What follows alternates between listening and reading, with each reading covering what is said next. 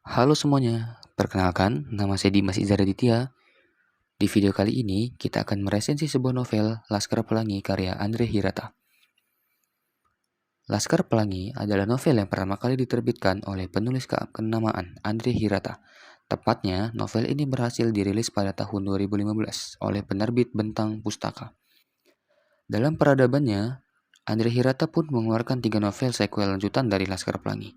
Di antaranya, Sang Pemimpi, Eden Sor, dan Mariama Karpov.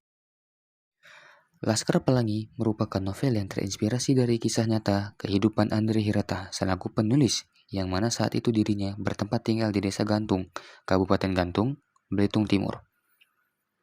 Berkenaan dengan hal tersebut, mudah bagi si penulis mempresentasikan berbagai unsur sosial dan budaya masyarakat Belitung ke dalam bentuk cerita di novel Laskar Pelangi ini. Hal itulah yang menjadi daya pikat masyarakat untuk membeli dan membaca novel karya Andre Hirata ini. Sebab di dalamnya memuat pula kisah inspiratif yang dapat dijadikan motivasi serta renungan bagi pembacanya. Tidak tanggung-tanggung, novel Laskar Pelangi karya Andre Hirata ini telah mengantongi banyak pencapaian dan itu menjadi sebuah bentuk prestasi bagi sastra.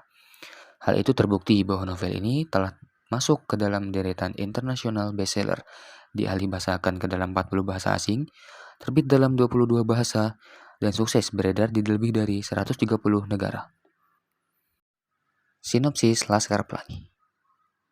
Novel Laskar Pelangi menceritakan kehidupan 10 anak yang tidak mampu, tetapi memiliki semangat juang untuk melanjutkan pendidikannya di Kampung Gantung, Kepulauan Bangka Belitung. Sebagian besar dari ke-10 anak yang menempuh pendidikan di SD Muhammadiyah Gantung merupakan anak dari para penambang timah di pulau dengan perolehan kekayaan alam timah yang terbesar di dunia. Meski demikian, hal tersebut berbanding terbalik dengan taraf kesejahteraan masyarakat asli di suatu daerah. Realitas itu yang mesti diterima oleh seluruh kalangan, mulai dari anak-anak, para orang tuanya, bahkan masyarakat miskin di daerah setempat. Di balik keterbatasan yang harus mereka hadapi, baik itu dalam bentuk sarana dan prasarana maupun tenaga pendidikan, ke-10 anak yang menjadi tokoh utama dalam novel ini tetap mempunyai semangat juang dalam kegiatan pendidikan yang tengah mereka tempuh. Ke-10 anak hebat itu dinamai Laskar Pelangi. Di antaranya bernama Ikal, Lintang, Sahara Aulia Fadillah, Mahar Ahlan, Syahdan Nur Aziz, Muhammad Gundullah Gufron Nurzaman atau Akiong, Samson atau Borek, Mukharom Kudai Kairani, Trapani Ihsan Jamari, dan Harun Ardeli Ramadan.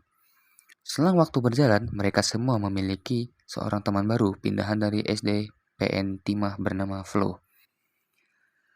Kebersamaan dari para anggota dari Laskar Pelangi itu bermula ketika penerimaan siswa dan siswa baru di SD Muhammadiyah Gantung. Ketika penerimaan murid baru, terdaftar kurang lebih 9 murid, akan tetapi sayangnya kuantitas tersebut tidak mencukupi syarat keberlangsungannya pendidikan di SD Muhammadiyah itu. Bahkan, beberapa waktu sebelumnya adanya hal tersebut, pemerintah daerah dengan melalui Departemen Pendidikan dan Kebudayaan di Sulawesi Selatan sudah memberikan peringatan pada pihak sekolah dasar Islam tersebut mengenai perencanaan penutupan sekolah yang bisa dikatakan sudah tua itu. Hal tersebut direalisasikan bila mana sekolah tidak mampu mencukupi syarat minimal jumlah murid, yaitu paling tidak 10 siswa. Seperti yang sudah dikatakan, bila hal itu terjadi, mau tidak mau ataupun suka tidak suka, sekolah yang bersangkutan tidak diizinkan untuk melakukan kegiatan belajar mengajar. Untuk lebih lanjut, kalian bisa membaca novel Laskar Pelangi ini. Kelebihan dari novel Laskar Pelangi ini menceritakan tentang persahabatan dan setia kawanan yang erat dan juga mencakup pentingnya pendidikan yang begitu mendalam, serta kisahnya yang mengharukan. Untuk kelemahannya yaitu menggunakan nama-nama ilmiah dalam cerita-ceritanya. Alurnya yang tidak jelas, dan endingnya yang menggantung. Amanat yang bisa kita ambil dari novel yang berjudul Laskar Pelangi ini adalah kita harus menghargai hidup, menghargai semua pemberian Tuhan, dan tidak pantang menyerah dan bila menginginkan sesuatu, serta tidak ada yang tidak mungkin asalkan kita mau dan berusaha. Mungkin itu saja resensi dari novel yang berjudul Laskar Pelangi menurut saya. Semoga kalian bisa memahami apa yang saya berikan. Dan sampai jumpa di video selanjutnya.